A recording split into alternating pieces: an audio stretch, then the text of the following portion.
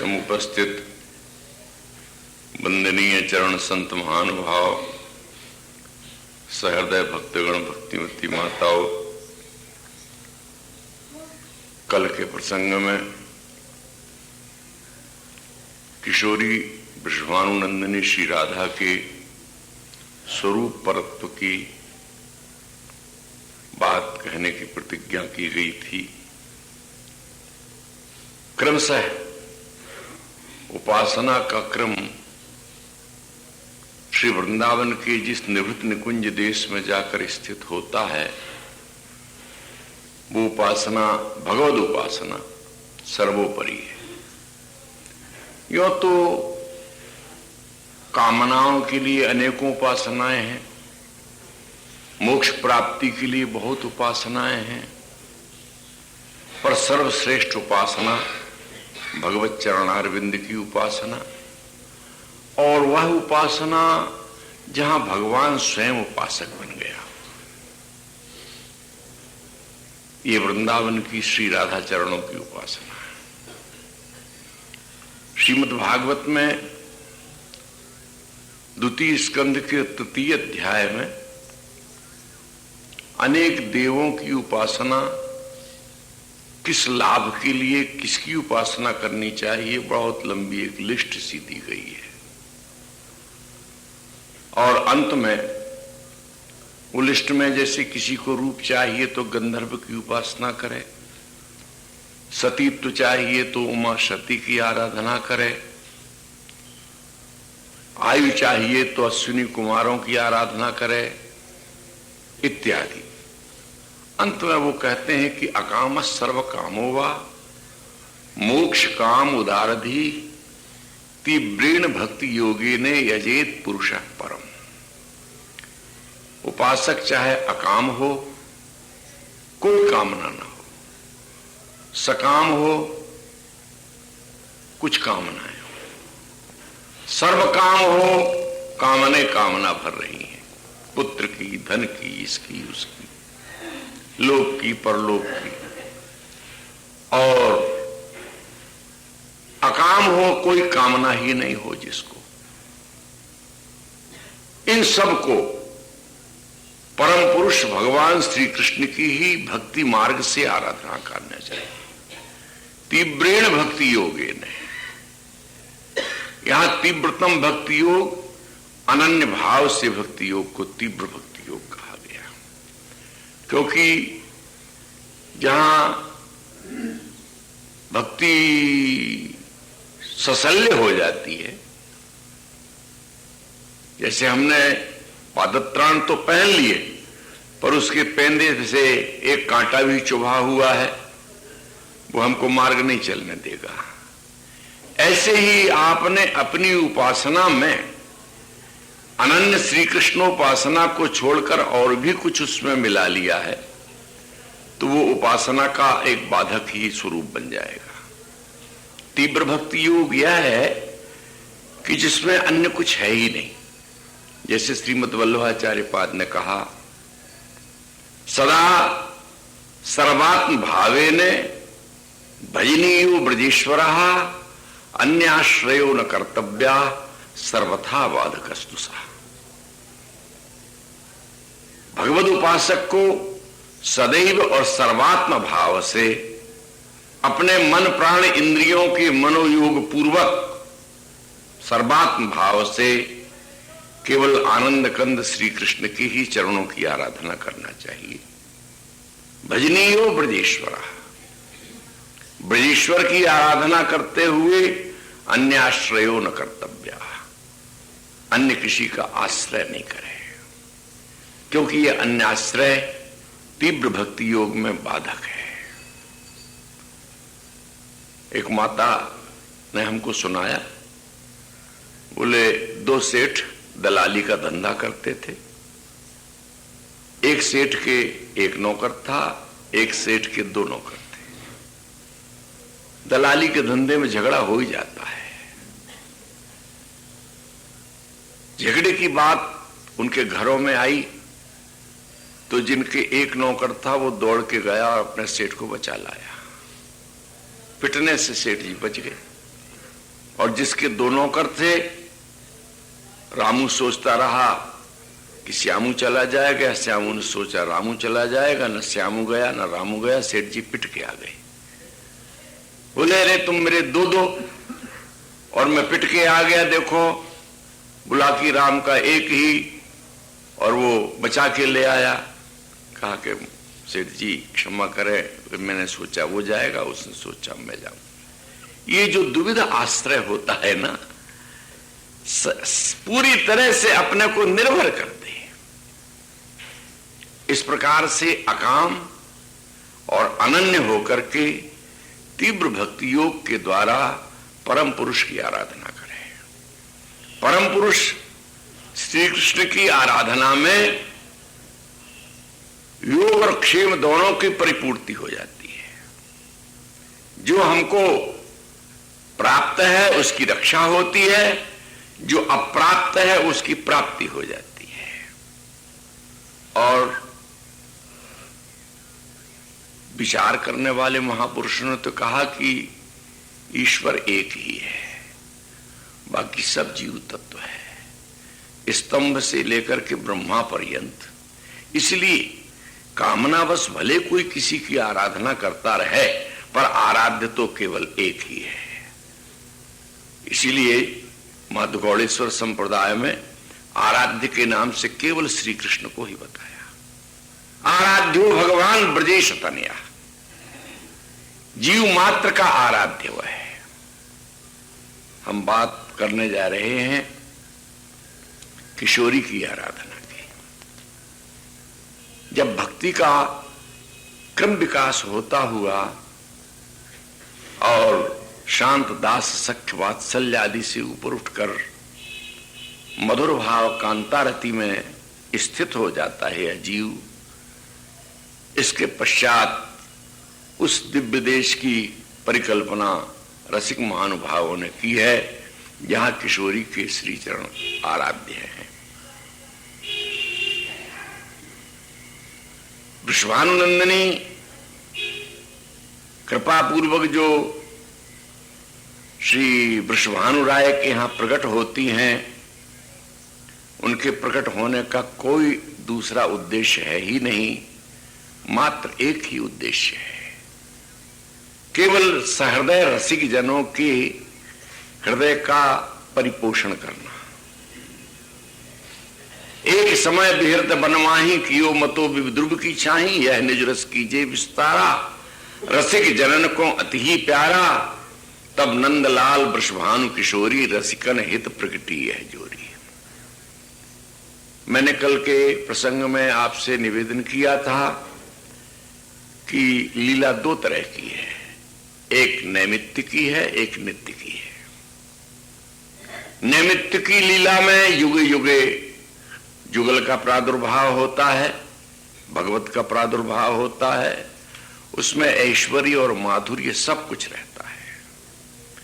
उसमें असुरों का संहार भी है, उसमें गोचारण भी है, उसमें बालकेली भी है, और उसमें विराट रूप का प्रदर्शन भी है, गोवर्धन धारण भी है।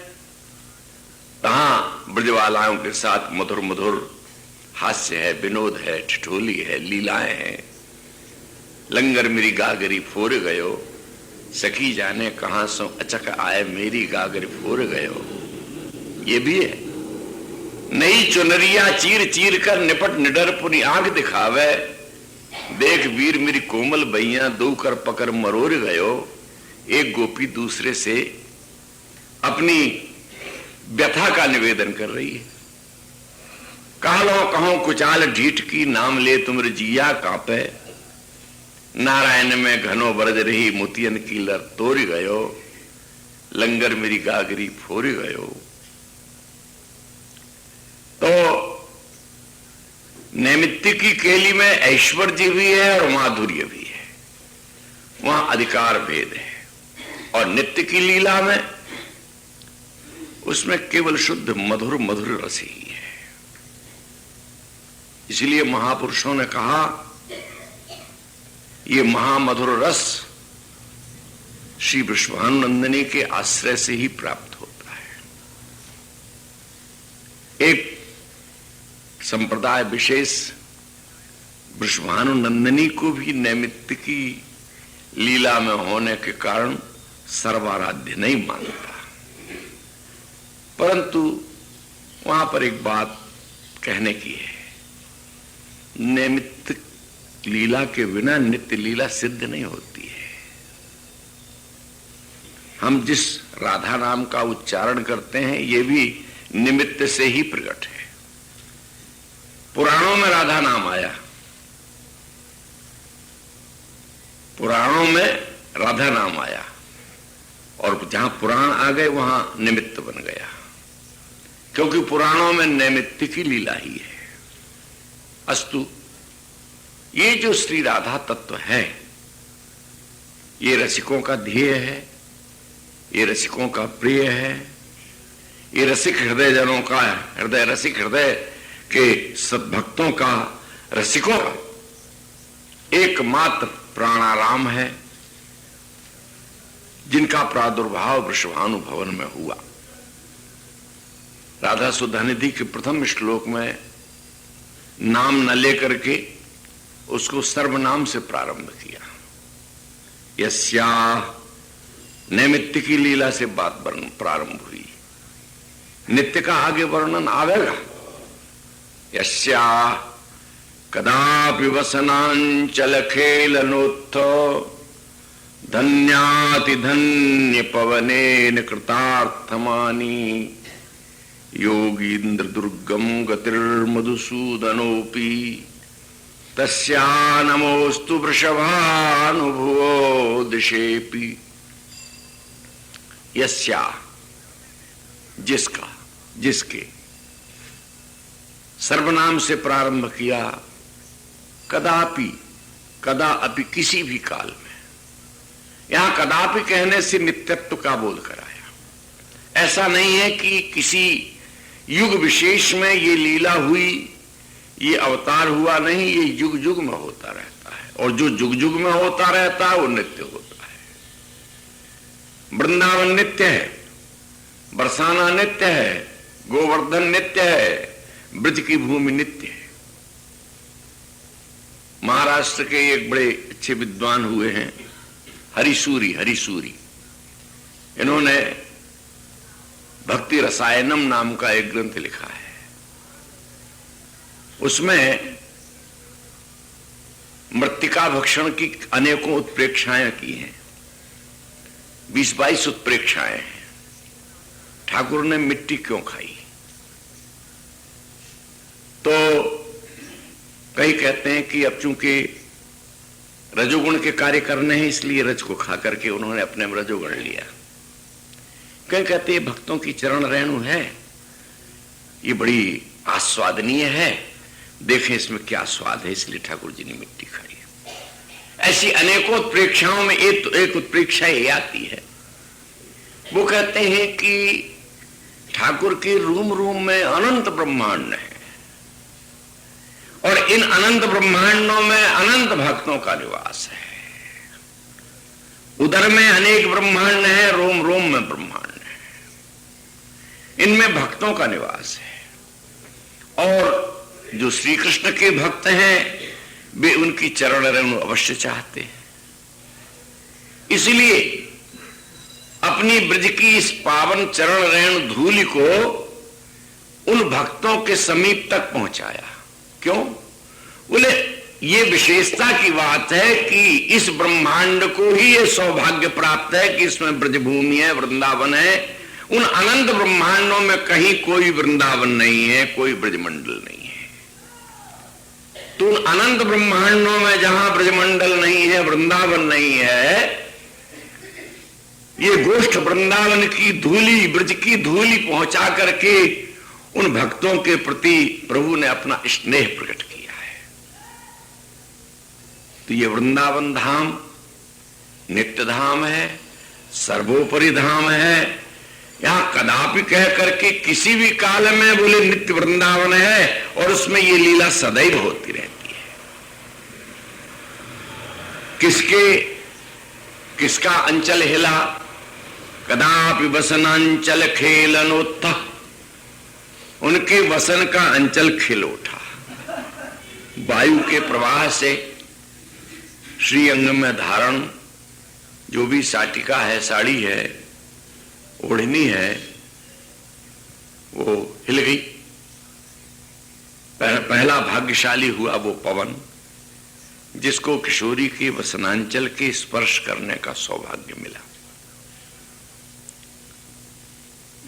और वह पवन अंचल का स्पर्श करके आगे बढ़ा तो जहां प्रियतम किशोरी की कृपा की, दर्शन की वांछा करते हुए प्रतीक्षारत हैं, उनकी नासिका को उसने स्पर्श किया, अंगों को स्पर्श किया। स्पर्श करते ही वो बोल उठे, धन्याति धन्य, धन्योयम, मैं धन्य हो गया, धन्यो हम। धन्य, पहले धन तो तुम हो पवन, जिसने किशोरी के अंचल का स्पर्श किया और तुम्हारे माध्यम से मैं धन्य हुआ। इसलिए पवनेन धन्याति धन्य पवनेन, केवल धन्य ही नहीं, कृतार्थ मानी।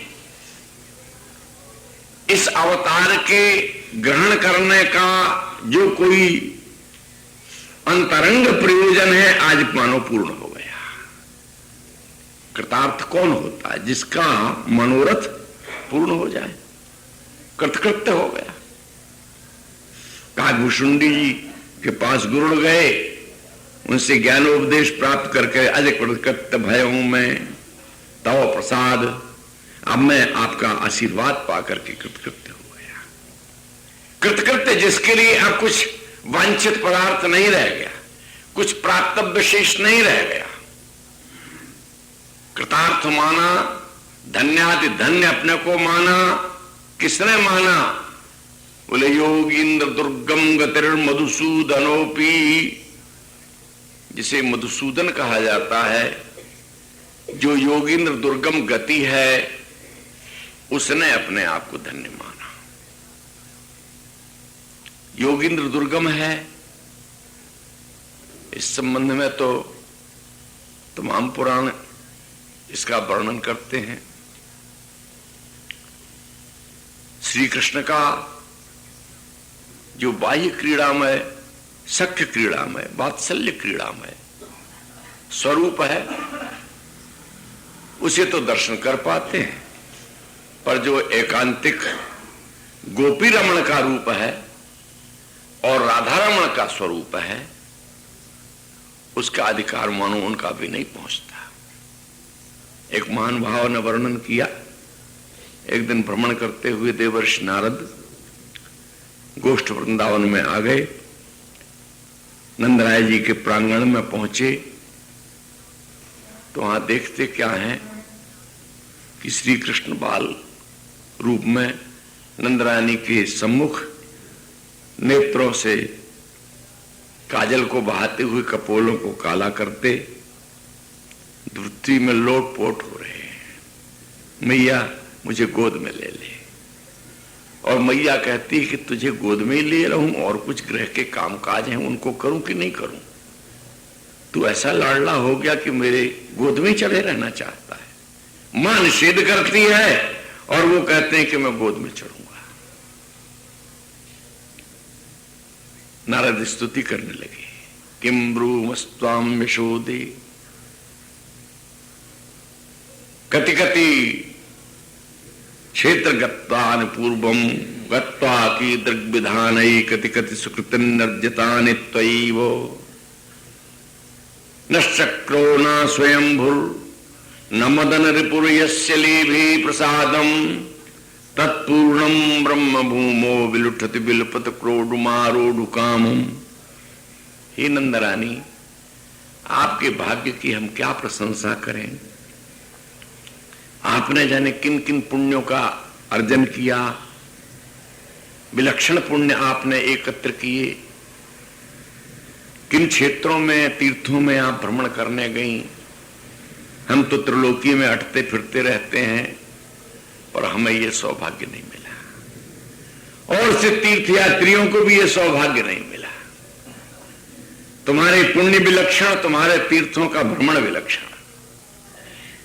ये जो तुम्हारे सामने पृथ्वी पर लौट रहा है, आंसुओं से अपने मुखमंडल को म्लान बनाता जा रहा है, और क्रोध मारूढ़ कामन तुम्हारी गोद में चढ़ने की आकांक्षा करता है, ये तुम जानती हो कौन है?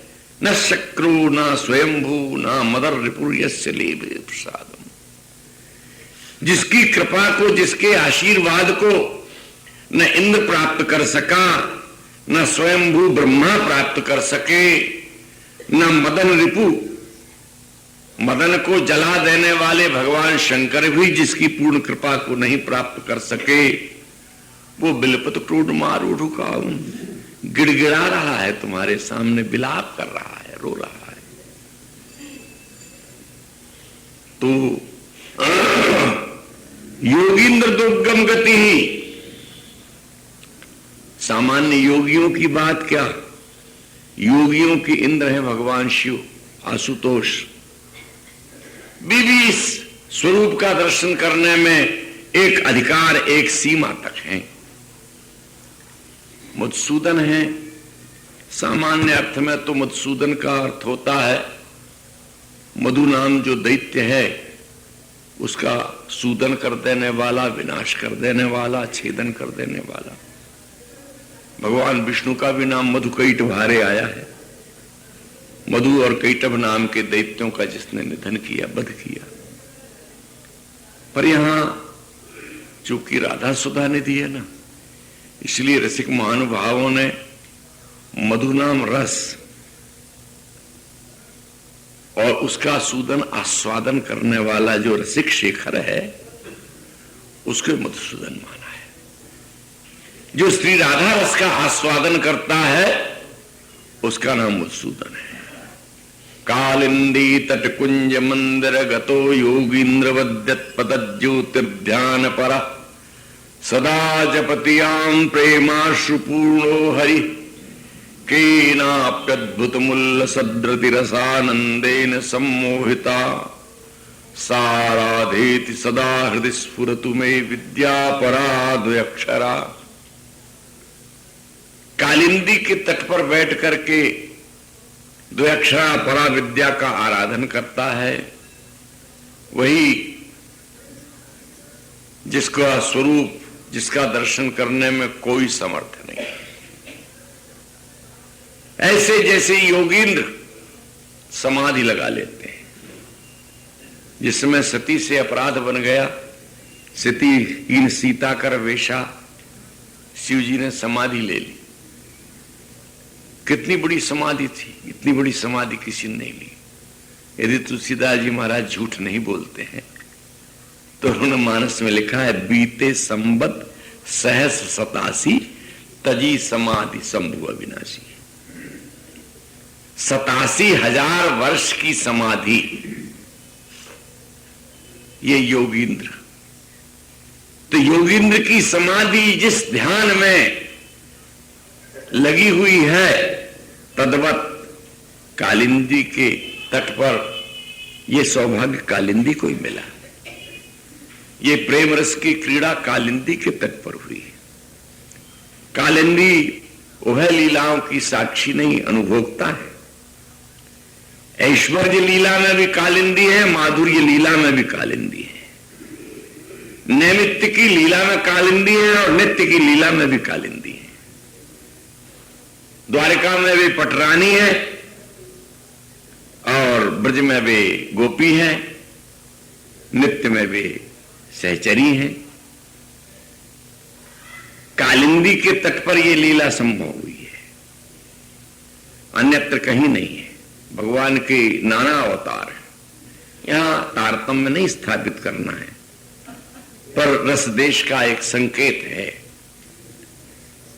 ये यमुना के पुलिन को ये सौभाग्य मिला। इसी तट पर बैठकर महानुभावों ने इस लीला का रस का अनुसंधान किया। सुंदर पुलिन सुभग सुखदायक, नव नव घन अनुराग परस्पर खेलत कुंवर नागरी नायक। शीतल हंस सुतारस बीचिन परस पवन सीकर मधु बरसत, बर मंदार कमल चंपक कुल सौरभ सरस मथुन मन हरसत, सकल सुधंग विलास परावधि, नाचत नवल मिले सुर गावत, मृगज मयूर मराल भंवर पिक, अद्भुत कोटि मदन सिर नावत। फिर निर्मित कुसुम शयन मधुपूरित, भाजन कनक निकुंज विराजत, रजनी मुख सुख राशि परस्पर सुरत समर दो दल साजत, बिटकुल नपति किशोरी करुधत बुद्धि बल नीबी बंधन मोचत, नेति नेति वचनामृत बोलत, प्रणय कोप स्वीतम नहीं सोचत। जय श्री हित हरिवंश रसिक ललितादिक, लता भवन रंधनि अवलोकत, अनुपम सुख भर भरित विवश असु आनंद वारि कंठ दृढ़ रोकत। ये यमुना पुलिन सुभग सुखदायक, जहां नव नव प्रकार से घनीभूत रूप से खेलत कुंवर नागरी नायक, नवल किशोरी नवल किशोर रसमयी क्रीड़ाओं में डूब जाते हैं। कालिंदी तटकुंज, ये कालिंदी के तट पर जो सुरम्य लता भवन है, आज तो उनका दर्शन प्रकट में जो था ओझल हो गया है। यूं मानना चाहिए कि इस युग का जीव अधिकारी नहीं है उनका। और जिन्होंने दर्शन किया उन्होंने कहा, मन हुआ जात अजो वह वा जमुना के तीर, बात लगावत सखन सो आवत है, बलवीर कतऊ ते बाज के। आज से 50 वर्ष पूर्व जब हमारा वृंदावन में आने का सौभाग्य हुआ, दर्शन किया, तब से आज जो देखते हैं ऐसा लगता है कि आकाश पाताल का अंतर हो गया। बिहारी जी के मंदिर से रमण रीति के क्षेत्र तक जाते सघन छाया और रज ही रज, बेरियों के वन, तमाल की लताएं, बीच में एक विश्राम स्थल था, परशुराम पुरिया रामकृष्णदास के प्रांगण में जो अब खंडहर के रूप में बाबा रामकृष्ण दास की कुटी खड़ी हुई है, स्वामी राम स्वरूप के बगल में, उनके रास स्थल के बगल में ये मकान, ये मंदिर, ये देवालय, ये धर्मशालाएं, ये युग का एक प्रवाह विशेष है। महानुभावों ने कहा कि ऐसा लगता है कि कालिंदी